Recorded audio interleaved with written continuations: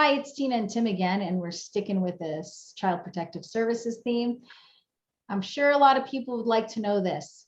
If you're being investigated by Child Protective Services, are you able to have a third party, like support person present, and are you allowed to have your attorney present during all phases of the investigation if it's involving you?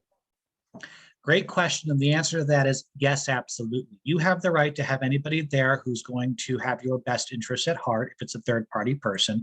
They may not be able to be involved or interject or ask questions, but they can be present to support you. Also, you are allowed to have an attorney present at all aspects during the entire course of the investigation. Because let's really look at this. All CPS investigations have the potential to have criminal charges placed against you. They all have the potential to go in that route.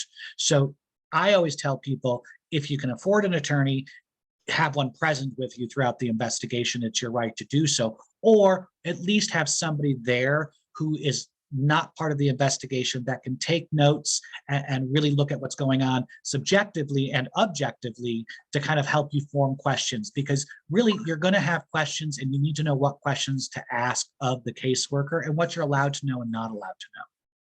Great, good to know. Thanks, Tim. Again, until next time, like our page, and as well as that, subscribe. And bye and good luck.